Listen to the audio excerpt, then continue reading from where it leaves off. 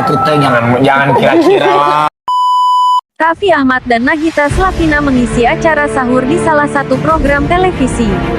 Pada acara tersebut, Raffi Ahmad mendapatkan tantangan untuk memberikan apapun yang diminta oleh Nagita Slavina sang istri tercinta.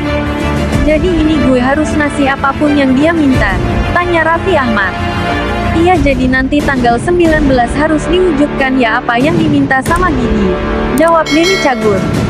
Raffi Ahmad pun mengungkapkan bahwa selama ini sang istri jarang meminta kepadanya.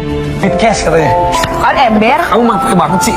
Ya biar nanti aku yang beli sendiri, aku tambahin sendiri. Ya udah oke. Dia minta duit cash.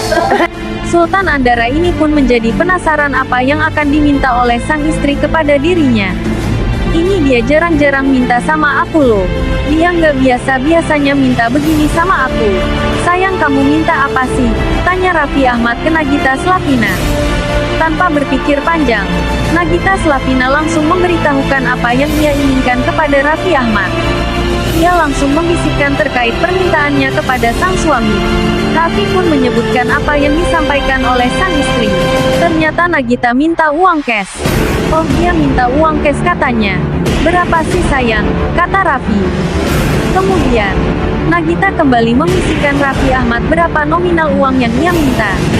"Ya ampun, dia minta 1 triliun rupiah. Yang benar saja dong sayang. Kenapa mintanya banyak banget?" ucap Raffi. Nagita pun mengatakan tantangan yang diberikan bahwa dirinya boleh meminta apa saja. Katanya boleh apaan saja. Jelas Nagita. Raffi pun terasa keberatan dengan permintaan Nagita. Raffi bahkan menyinggung kasus pencucian uang yang menyeret namanya seraya bercanda. "Ya tapi nggak 1 triliun juga. Kamu nggak tahu nih aku lagi digosipin pencucian uang." "Ya Allah," tinggu Raffi Ahmad sambil tertawa.